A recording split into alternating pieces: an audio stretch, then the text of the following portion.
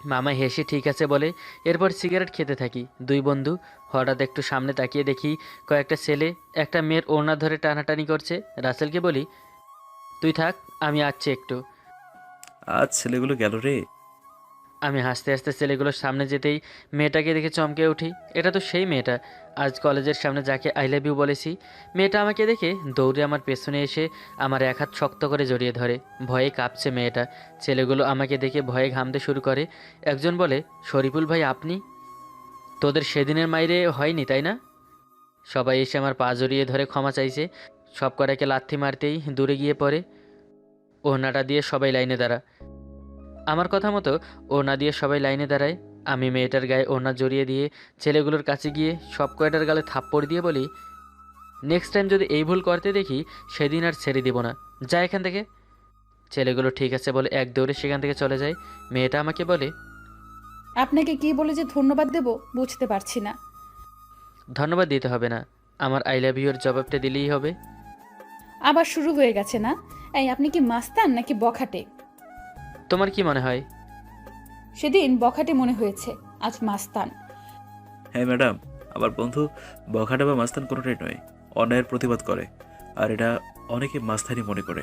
এখন আপনি বলুন তো, যদি সময় মতো আমার বন্ধু আপনাকে না বাঁচাতো তাহলে আপনার কি হতো? তুই এখানে কি করছিস? গিয়ে চা খাজা।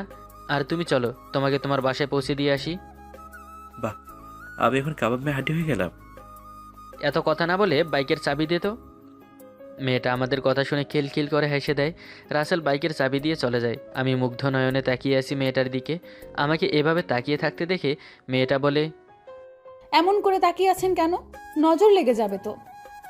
নজর লাগতে দাও, ক্ষতি নেই। তুমি রাজি থাকলে আজই বউ করে নিয়ে যাই। আপনি তো দেখছি সত্যিই পাগল। লজ্জা শরম কিছুই নেই। এমন ঠোঁটকাটা কেন আপনি? যাকে ভালোবাসি তাকে বলতে আবার লজ্জা কিসের? লেট করলে দেখা যাবে অন্য কেউ এসে নিয়ে যাবে।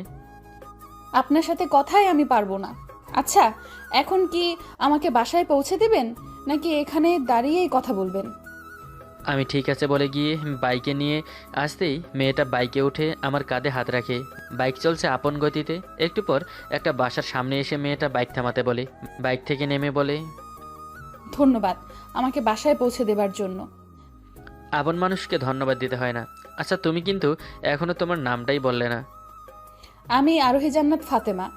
আর আপনার? আমি শরীফুল। আচ্ছা এখন যাই, পরে আবার কথা হবে। কাল আবার আসবেন কলেজের সামনে? সামথিং সামথিং নাকি? কচু, এমনি জিজ্ঞেস করেছি। ঠিক আছে, বলতে হবে না, যান। ঠিক 4টায় তোমার অপেক্ষায় থাকবো। ফাতেমা হাসতে হাসতে চলে যায়। আমি বাইক নিয়ে চলে আসি রাসেলের কাছে। এরপর দুজনে চা খেয়ে বাসায় চলে আসি। পরের দিন সকালে ঘুম থেকে উঠে চলে আসি অফিসে। কাজ করতে করতে 3টা বেজে যায়। অফিস থেকে বের হয়ে চলে আসি ফাতেমার কলেজের সামনে। দাঁড়িয়ে সিগারেট খাচ্ছি। একটু পর ফাতেমা বের হয়ে আমার সামনে এসে বলে,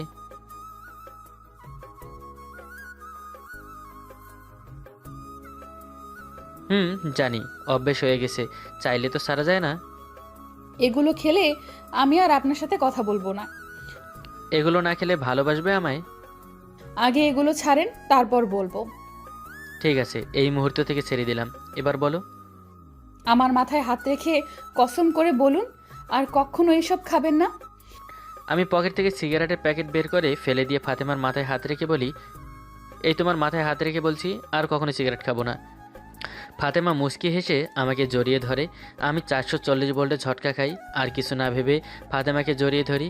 একটু পর ছেড়ে দিয়ে ফাতেমার কপালে চুমু দিতেই ও চোখ বন্ধ করে ফেলে। শরীফুল আমাকে কখনো ছেড়ে যাবে না তো? আমি শুনেছি আজকাল নাকি ছেলেরা মেয়েদের সাথে কিছুদিন ভালোবাসার অভিনয় করে তারপর ছেড়ে চলে যায়। তাই ভয় হতো, কখনো কাউকে ভালোবাসিনি। কিন্তু তোমাকে দেখার পর আমার কি হয়েছে আমি জানি না। তোমাকে নিয়েই ভাবতে ভালো লাগে, তোমাকে দেখতে ইচ্ছা করে। আমাকে কখনো ছেড়ে যেও না।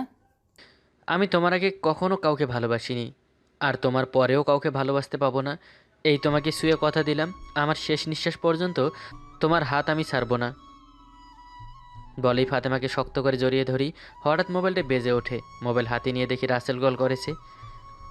রাসেল বল। রাকিবের ছেলেরা আজ রাতে ড্রাগস স্মাগলিং করছে। ঠিক আছে, তুই সব ব্যবস্থা কর, আমি আসছি। এখন কোথা তুই? তোর ভাবিকে বুকে নিয়ে দাঁড়িয়ে আছি। কি, ভাবি রাজি হয়ে গেছে? আমার থেকে বেশি পাগল তোর ভাবি, এখন রাখ তো। বলেই কলটা কেটে দেই। ফাতেমা লজ্জার আঙ্গে একটা হাসি দিয়ে বলে, রাসেল ভাইয়া ছিল নাকি? কি বলল? কিসের ব্যবস্থা করতে বললে? তোমার সাথে আমার জীবনের বাকি পথগুলো চলা, তাই তোমার থেকে কিছু লুকাতে চাই না। কি হয়েছে? কি এমন কথা? আমি সাধারণ কেউ নই, আমি একজন টপ মাফিয়া। তবে ভালো মানুষের ক্ষতি করি না। যারা এই দেশটাকে ধ্বংসের পথে নিয়ে যেতে চায় তাদের ধ্বংস করে আমার গ্যাংয়ের কাজ। তুমি কি দ্য ইগল গ্যাংয়ের কিং জুনায়েদ? তুমি কি করে জানলে ইগল গ্যাংয়ের কিং জুনায়েদ? আমি তোমার খুব বড় একজন ফ্যান। আরেও ক্রেজি, মাফিয়াদের সবাই ঘৃণা করে আর তুমি বলছো তুমি ফ্যান? তুমি কিছুদিন আগে একটা গ্যাংয়ের হাত থেকে 20টা মেয়েকে উদ্ধার করেছিলে। সেখান থেকেই বুঝেছি তুমি আর যাই হও খারাপ নও। আচ্ছা, আমার সব খোঁজ খবরই রাখা হয় দেখছি। সব খোঁজ খবর রাখা হলেও এটা তো জানতাম না তুমি সেই জোনায়েত। আস্তে, কেউ শুনলে সমস্যা হবে। এখন চলো, আজ রাতে আমার একটা মিশন আছে, তোমাকে বাসায় পৌঁছে দিয়ে প্রস্তুতি নিতে হবে। এরপর ফাতেমাকে ওর বাসায় দিয়ে আমি বাসায় এসে সবাইকে কনফারেন্স করে ডাকি। এরপর সবাইকে বুঝিয়ে দেই কিভাবে কি করতে হবে। আমাকে আজও কেউ দেখেনি, শুধু নামটাই জানে। কল কেটে অপেক্ষা করছি রাতের জন্য। রাত প্রায় 2টা, তখন রাসেলের কল। বল, কি খবর? চলে আয়, ওরা আমাদের সামনে। ঠিক আছে, আমি আসার আগে অ্যাকশনে যাস না। ওকে, আয় তুই। বাসা থেকে বের হয়ে চলে আসি ওদের আস্তানায়। কিছু সময়ের মধ্যে আমরা চারপাশ থেকে বৃষ্টির মতো গুলি ছুড়তে থাকি। মুহূর্তেই সবাই লুটিয়ে পড়ে মাটিতে। এরপর পুলিশকে ইনফরমেশন দিয়ে সিমটা খুলে ফেলে দেই। সবাইকে নিয়ে সেখান থেকে চলে আসি বাসায়। সকালে কারো ডাকাডাকিতে ঘুম ভেঙে যায়। চোখ ডলতে ডলতে উঠে সামনের দিকে তাকিয়ে আমার চোখ তো কপালে ওঠার অবস্থা। ফাতেমা কোমরে শাড়ির আঁচল গুজে আমার রুম গোছাচ্ছে।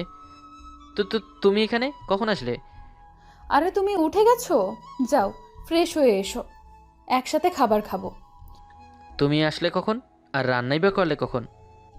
আরও 3 ঘন্টা আগে রাসেল ভাই নিয়ে এসেছে। রাসেল তোমাকে নিয়ে এসেছে? কোথায় ও? নিচে আছে, তুমি উঠো তো এখন, আর ফ্রেশ হয়ে নিচে এসো। আমি উঠে ফাতেমাকে ঘুরিয়ে পেছন থেকে জড়িয়ে ধরে কানে চুমু দিয়ে বলি, একদম ঘরের বেগম হয়ে গেছো। এটা তো আমার সংসার হবে তাই না? তাই আগে থেকেই সব কিছু ঠিকঠাক করে নিচ্ছি। তোমার ঘর, তোমার সংসার, তুমি যেমন খুশি তেমন করে সাজিয়ে নাও। আচ্ছা, তার জন্য তো এখন আমাকে ছাড়তে হবে তাই না? কি করব বলো? তুমি যে চুম্বকের মতো আমাকে টানছো তোমার দিকে। বিয়ের আগে এত রোমান্টিক হতে হবে না। এখন যাও ফ্রেশ হয়ে এসো। আমি ফাতেমার গালে চুমু দিয়ে ওয়াশরুমে চলে যাই। একটু পর ফ্রেশ হয়ে দেখি সব কিছু গোছানো। মুচকি হেসে নিচে এসে দেখি টেবিলে নানা রকমের খাবার সাজানো। রাসেল বলে, এত সময় ঘুমাস তুই? আয় তো তাড়াতাড়ি, ভাবির তো রান্না খাওয়ার জন্য আমার তস হয়েছে না। তোকে বারণ করলো কে? ভাবি বলল তুই আসলে খেতে দেবে। এখন কথা না বলে খেতে বসো। এরপর তিনজন একসাথে খাবার খেয়ে নেই। আজ শুক্রবার, তাই অফিস বন্ধ। রাসেলের থেকে বাইকের চাবি নিয়ে ফাতেমাকে নিয়ে দুপুরে পর্যন্ত ঘুরে ওকে ওর বাসায় দিয়ে আমি বাসায় চলে আসি। এভাবেই আমাদের ভালোবাসার দিনগুলো কাটছে। রাতভর মোবাইলে কথা বলা, মাঝে মাঝে ঘুরতে যাওয়া, এর মধ্যে কেটে যায় 3 মাস। অফিস থেকে মাত্র বাসায় এসেছি, তখনই ফাতেমার কল। বলো। কোথায়? তুমি এখনো অফিসে নাকি? না, মাত্র বাসায় আসলাম। কোনো সমস্যা হয়েছে? আব্বুর কাছে আমাদের সম্পর্কে কথা বলেছি। এত তাড়াতাড়ি বলে দিয়েছো? আমি চাই না আব্বু অন্য কারো থেকে শুনুক, তাহলে আব্বু কষ্ট পাবে। আর গুড নিউজ হলো আব্বু তোমাকে আসতে বলেছে। আচ্ছা, আমি ফ্রেশ হয়ে রাসেলকে নিয়ে আসছি। আচ্ছা, লেট যেন না হয়। আমি ঠিক আছে বলে কল কেটে দেই। রাসেলকে কল করে আসতে বলে ফ্রেশ হয়ে নেই। একটু পর রাসেল আসলে দুজনে চলে যাই ফাতেমাদের বাসায়। আঙ্কেল আমার দিকে তাকিয়ে জানতে চাই আমার বাসায় কে কে আছে। আমার কেউ নেই আঙ্কেল। আব্বু আম্মু আমি যখন ছোট তখনই মারা যায়। আঙ্কেল জানতে চাই আমরা কবে বিয়ে করতে চাই, আর ফাতেমাকে উনি আরও পড়াতে চাই। আমি বলি, সমস্যা নেই আঙ্কেল, বিয়ের পর আমি ফাতেমাকে পড়াবো, ওর পড়াশোনা কখনো বন্ধ হবে না। আঙ্কেল জানে তাহলে আগামীকাল কাজী রেখে আমাদের বিয়ে দিতে চাই উনি। উনি চায় না মানুষ এসব জানুক। আমি ঠিক আছে বলে আরও কিছু সময় আঙ্কেলের সাথে কথা বলে বাসায় চলে আসি। পরের দিন অফিস থেকে এসে রাসেলকে নিয়ে চলে আসি ফাতেমাদের বাসায়। কাজী ডেকে আমাদের বিয়ে পড়ানো হয়। এরপর ফাতেমাকে নিয়ে বাসায় চলে আসি। রাসেল আমাদের গ্যাংয়ের লোকজনকে দিয়ে আগেই বাসরঘর সাজিয়ে রেখেছে। ফাতেমাকে বাসর ঘরে রেখে আমি বলি, তুমি একটু বসো, আমি যাবো আর আসবো। এখন আবার কোথায় যাবে? আজ থেকে এই মাফিয়া জীবন শেষ করে দিয়ে আসি, তোমায় নিয়ে নতুন করে জীবন শুরু করব। বলেই নিচে এসে রাসেলকে বলি, একটা কাজ কর, কারো একটা লাশ হসপিটালে মর্গ থেকে এনে চারপাশে খবর ছড়িয়ে দে, মাফিয়া কিং জুনায়েদ মারা গেছে। কি বলছিস তুই? এতে করে কি হবে? আমি আর এই জগতে থাকতে চাই না, নতুন থেকে সব কিছু শুরু করতে চাই। আর তুই সহ বাকিরা সব ছেড়ে দে আজ থেকে। ঠিক আছে, তাই হবে। বলেই রুমে চলে আসি। রুমে আসতেই ফাতেমা এসে আমার পাশ শুয়ে সালাম করে আমার বুকে মাথা রাখে, বলে, পৃথিবীতে খুব কম মানুষই আছে যারা তাদের ভালোবাসার মানুষকে আপন করে পায়। আমিও সেই ভাগ্যবান মানুষের মধ্যে একজন। আজ থেকে বাকিটা জীবন তোমার পাশে, তোমার হাতে হাত রেখে চলবো। আর চিৎকার করে বলতে ইচ্ছে করছে, পৃথিবীর মানুষগুলো দেখো তোমরা, আমার ভালোবাসা আমারই পাশে। বলেই ফাতেমাকে কোলে নিয়ে বিছানায় শুয়ে দেই। এরপর দুজনে ডুবে যাই ভালোবাসার এক স্বপ্নের শহরে। পরের দিন সকালে সব জায়গায় আজকের হেডলাইন, মাফিয়া কিং জুনায়েদ মারা গেছে। ফাতেমা আমাকে জড়িয়ে ধরে আমার গালে চুমু দিয়ে বলে, আজ থেকে আর কেউ নেই জুনায়েদ নামে, তুমি শুধু আমার শরীফুল। আজ থেকে আমি শুধু তোমারই, আর তুমি শুধু আমার। গল্পটি এখানেই শেষ করছি। ভালো থাকুন সবাই। ভালোবাসা অবিরাম। ধন্যবাদ আমাদের পাশে থাকার জন্য।